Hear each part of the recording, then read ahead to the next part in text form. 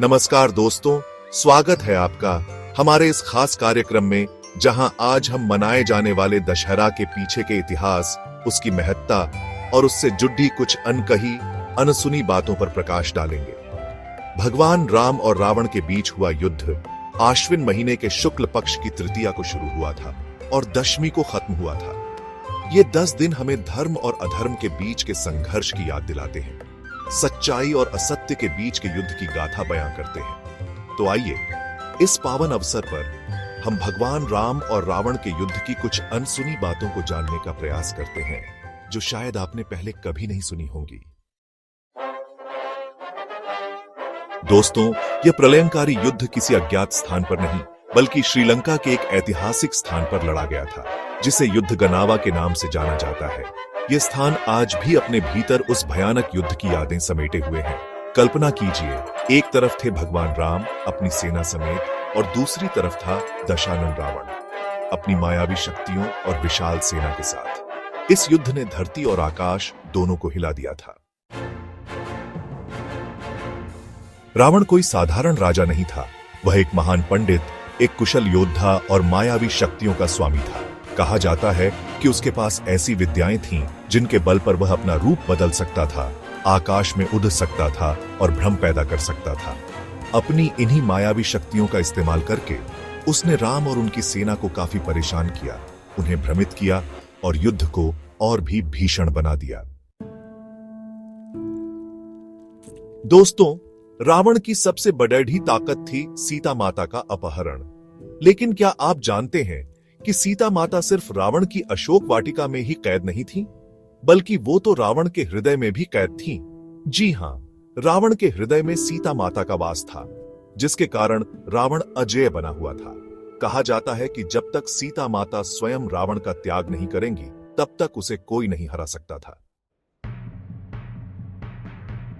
Chapter 4, अमृत, रावण की अमृता का रहस्य।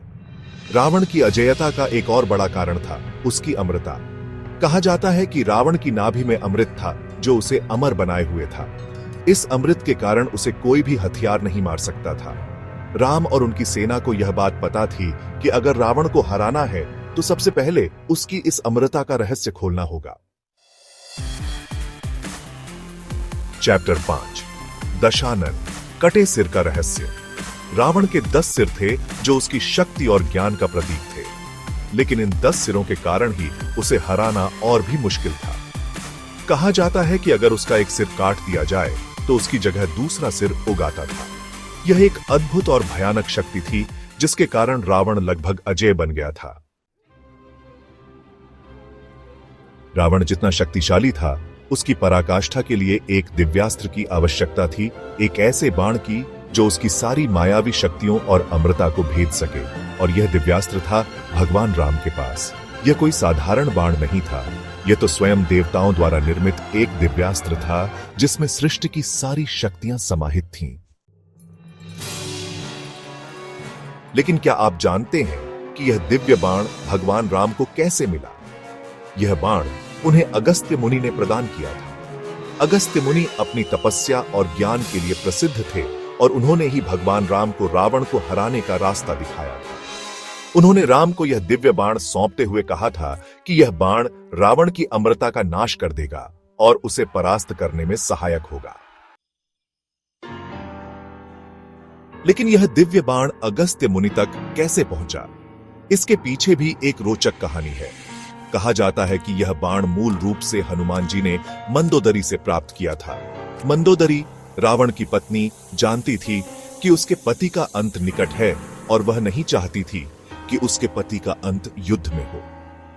इसीलिए उसने चुपके से यह बाण हनुमान जी को दे दिया, जो इसे अगस्त्य मुनि तक ले गए। तो दोस्तों, ये थी भगवान राम और रावण के युद्ध की कुछ अनसुनी बातें। यह युद्ध सिर्फ 2 व्यक्तियों के बीच नहीं था, बल्कि यह तो धर्म और अधर्म, सच्चाई और असत्य, अच्छाई और बुराई के बीच का युद्ध था।